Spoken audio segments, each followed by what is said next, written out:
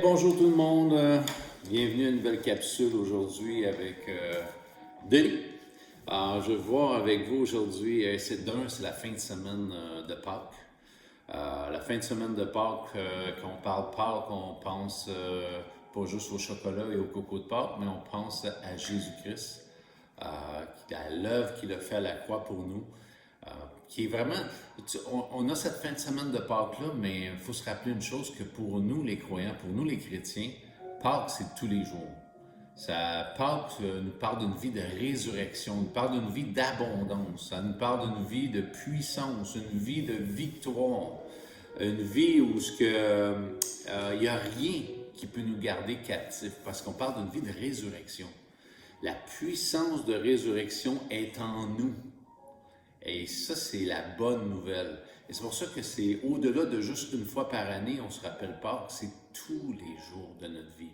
Chaque jour que je me lève, Dieu m'a appelé et dit, regarde, tu t'es identifié, tu as cru en mon œuvre à la croix. Ce que j'ai fait, j'ai payé pour tes péchés, passé, présent et futur. Tu es mort avec moi à la croix, dans le sens que quand on pense juste au baptême. La meilleure représentation, c'est le baptême. Le baptême, c'est le jour où je me fais baptiser, c'est que j'ai réalisé dans ma vie que j'étais pécheur et que j'avais besoin d'un sauveur et que j'ai mis ma foi en Jésus, dans l'œuvre qu'il a faite pour moi. Il a fait une œuvre incroyable, c'est qu'il a pris mes péchés, il est allé à la croix, il les a crucifiés à la croix, il a été crucifié pour mes péchés et vos péchés, et il est mort, il est ressuscité le troisième jour. Et c'était pour nous annoncer ceci, j'ai payé pour toi. Si tu crois ça, si tu mets ta foi en moi, que je suis mort pour toi, et j'ai payé le prix, je suis ressuscité le troisième jour, tu seras sauvé. Et cette puissance de résurrection-là, elle est dans nos vies aujourd'hui. C'est pour ça que le jour où je me suis fait baptiser, le baptême dans la Bible veut dire, le mot vient du mot baptizo, qui veut dire immerger dans l'eau. Je me suis fait baptiser, j'ai été immergé dans la mort de Christ à la croix, ma vieille vie, le vieux Denis, tout ce qu'il est, son passé, ses péchés, ses manquements, tout ce qu'il est. Je suis mort avec Jésus à la croix, ma vie, elle a été crucifiée avec lui et je ressors de l'eau, ma nouvelle vie, ma vie de résurrection. Maintenant, ce n'est plus moi qui vis, c'est Jésus qui vit en moi. C'est lui qui a pris la place en moi. Et c'est ça qui est merveilleux. Ce temps de Pâques-là, c'est, oui, on est là, mais on est là pour proclamer cette bonne nouvelle-là à tout le monde, à tous ceux qui veulent mettre leur confiance en Jésus. Parce que je vous promets, l'amour de Dieu, si elle vient dans vos vies, si vous permettez qu'elle vienne dans vos cœurs, au-delà de juste de l'intellectuel, parce que je me rappelle, quand on a fait une pièce de théâtre au Palace il y a plusieurs années, il y avait quelqu'un qui a dit après la pièce, quelqu'un qui est dans le showbiz, il avait dit « On n'a rien appris de nouveau, c'est toujours la même chose sur la résurrection de Jésus, sur sa mort, il n'y a rien de nouveau qu'on a appris. Mais tout est nouveau à chaque fois que je vis dans cette relation avec lui, dans une intimité avec lui. Si tu n'as rien expérimenté de nouveau, tu n'as rien vu de nouveau, c'est qu'il y a une chose, il n'y a jamais quelque chose qui a pris place en toi. Puis c'est l'amour de Dieu. Laisse-le venir prendre la place qui lui est due sur le trône de ton cœur, je te promets. Je te promets que cet amour-là va bouleverser ta vie, va changer ta vie, va changer tes relations, va changer ta façon de voir. J'en ai déjà parlé dans une capsule, mais la Pâques, c'est ça. Pâques, ça nous rappelle que Jésus m'a tellement aimé qu'il veut avoir cette relation d'intimité avec moi. Il m'aime tellement, il veut tellement me remplir de son amour, de sa paix, de sa joie, que ça déborde tellement dans ma vie, dans mon cœur. Il veut me donner une espérance durant ce temps même de confinement, où ce que beaucoup même vivent et expérimentent une tristesse de cœur,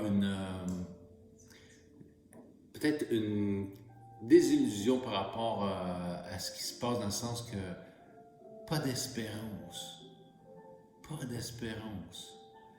Et Dieu, c'est contraire. Il nous donne cette espérance-là constamment. Et même en tant que chrétien, on peut vivre ça. Et vivre sans espérance, c'est incroyable. La vie ne vaut plus la peine d'être vécue. Et c'est pour ça qu'on a un Dieu d'espérance. Et je pense au psaume 142, quand David, il dit « Pourquoi t'as-tu mon âme et gémis-tu au-dedans de moi? Espère en Dieu. » Espère en Dieu. Pourquoi? Parce que c'est là la source de mon salut, la source de mon rocher. Et il a commencé, et c'est pourquoi, c'est important, les pourquoi dans nos vies, dire « Hey, pourquoi je ressens ça? Pourquoi je vis ça? Pourquoi je vis ce découragement-là? » Et là, de se secouer et de dire « Hey, espère en Dieu. » Dieu m'a donné une espérance que rien dans ce monde ne peut me donner. La médecine ne peut pas me donner ça. L'argent, tout l'or et l'argent de ce monde ne peut pas me donner ça. Seulement Dieu peut te donner cette espérance vivante-là et que ça soit débordant de ton amour. J'avais à cœur, durant ce temps de Pâques, et je sais que j'ai partagé un peu sur le berger, la psaume 23, et je pense que, anyway, ça fait quelques jours que je reviens, je réétudie un peu sur le psaume 23, sur qu'est-ce que le berger est, la brebis. Et c'est intéressant, j'aimerais ça partager ça avec vous peut-être pour les prochaines capsules. Puis on commencerait, je pense, au psaume 23, qui ça dit « Tu oins d'huile ma tête et ma coupe déborde. » Dieu veut oindre notre tête. Dieu veut oindre notre tête. Pourquoi? Parce que c'est dans nos pensées et nos cœurs, ça parle des pensées, cette coupe-là va déborder. Un flot de l'éternité, un flot du ciel va déborder dans nos cœurs. Et ça parle vraiment, dans la Bible, ça nous parle d'être rempli du Saint-Esprit. Le Saint-Esprit veut emmener ce flot, les fleuves d'eau vive qui vont passer dans nos cœurs, qui vont ruisseler complètement nos cœurs, qui vont transformer nos cœurs. Et quand on réfléchit à la vie chrétienne, c'est là qu'on découvre vraiment l'importance d'être rempli du Saint-Esprit. Sans être rempli du Saint-Esprit, je vais être l'homme le plus découragé qu'il n'y aura pas. Pourquoi? Parce qu'il n'y a rien qui peut me remplir dans ce monde, autre que Dieu, l'amour de Dieu, d'être aimé par lui. Puis on voit ça aussi, l'apôtre Paul en parle dans Éphésiens aussi, d'expérimenter la puissance du Saint-Esprit, cette puissance-là que Dieu nous a donnée. Et ça dit que cette connaissance de l'amour de Christ nous remplit jusqu'à la plénitude de Dieu. La connaissance de l'amour de Dieu. Expérimenter son amour jour après jour va faire en sorte que je vais expérimenter la plénitude de Dieu. Qu'est-ce qui fait que je ne suis pas rempli dans ma vie? C'est parce que souvent, mes pensées, mon cœur sont orientés ailleurs, sont orientés vers les choses de ce monde. Et ces choses de ce monde-là sont très fragiles. Quand je pense à un autre verset que j'aime bien dans Colossiens 3, dans la version Parole vivante, « Du moment donc que, dans la communion avec le Christ, vous êtes ressuscité à une vie nouvelle. » C'est complètement une nouvelle vie de ce que je vous parle. Je ne parle pas d'une vie naturelle, une vie nouvelle. Recherchez aussi les réalités d'en haut, de là où trône le Christ Jésus à la droite de Dieu. Que toute votre pensée et toute votre affection soit orientée vers les biens célestes. Ne vous attachez pas aux choses de cette terre. Ne pas s'attacher aux choses de la terre. Et c'est pour ça, il dit, car en effet, vous êtes morts à ce monde et votre véritable vie demeure désormais cachée avec le Christ en Dieu. Ma vie, je ne peux pas la découvrir en dehors de ce que Dieu m'a donné comme identité en lui. Que je suis parfait.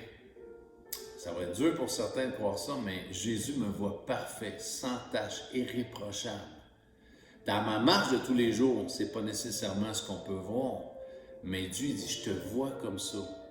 Je te vois plein de force. Je te vois plein de créativité.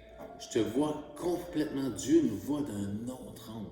Au lieu de se voir aujourd'hui combien l'empreinte de notre vie passée, de ce qui a été déclaré sur nos vies. Tu es un incapable, tu ne feras jamais rien de bon dans ta vie, ou tu n'es pas assez fort, tu n'es pas assez doué, tu n'es pas assez ci, tu n'es pas assez ça. Il te manque toujours quelque chose. Tandis que la plénitude de Dieu, le Saint-Esprit, quand il te remplit, il vient te révéler une chose, que tu as tout pleinement en moi. Il te manque absolument rien. Et ça, de découvrir et d'apprendre à connaître le nouveau Denis, le Denis créé selon Dieu, de commencer à me voir au travers l'amour de Dieu, je vous dis, c'est quelque chose que c'est indescriptible. Ce débordement qui va venir dans vos cœurs, le fait que vous vous regardez au travers l'amour de Dieu, que vous n'acceptez plus dans vos vies les paroles qui vous ont diminué, les paroles qui vous ont tout simplement écrasé dans vos vies, mais que là, présentement, vous prenez en charge juste les choses que Dieu déclare sur vous au travers de sa parole, fait en sorte que je vous dis, une force, une assurance. Mon assurance ne vient pas de ce que je suis bon, mon assurance vient de ce que Jésus déclare de moi. Et ça, je vous dis, ça a transformé ma vie. Et c'est pour ça que le temps de Pâques, c'est juste pour nous rappeler encore, je désire cette intimité-là avec toi d'une façon incroyable et ardente. Tellement j'ai payé le prix pour toi, Jésus dit. J'étais prête et j'ai plus qu'été prête, j'ai sacrifié ma vie pour toi, pour que tu puisses expérimenter les réalités du royaume de Dieu dans ta vie. Et c'est pour ça que ce qui doit être le but ultime et commun à tous les chrétiens, c'est d'être rempli du Saint-Esprit. D'être rempli du Saint-Esprit. Si je ne suis pas rempli de l'Esprit, je vais être rempli d'autre chose et ça va tirer, ça va me drainer, ça va amener une vie où tu sais, souvent on expérimente ces vides dans nos vies, où on dit ces déserts-là.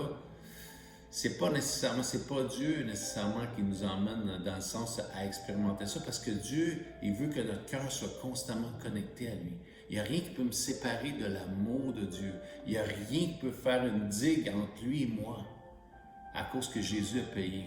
C'est pour ça que c'est souvent le fait qu'on est orienté ailleurs, nos pensées sont orientées ailleurs, qui fait en sorte qu'on est privé de cet amour-là. Autrement dit, que c'est moi qui décide de la proximité que je vais vivre avec Dieu. C'est vous et moi. Si je décide de vivre appuyé sur son sein, dans le sens à côté, près de son cœur, Dieu dit, il n'y a rien qui va t'empêcher de te rapprocher de mon cœur. C'est comme un peu mes enfants. Il n'y a jamais rien que je vais empêcher à mes enfants de se rapprocher de moi, d'être près de moi. Jamais, jamais, jamais. Et Dieu, encore plus Dieu.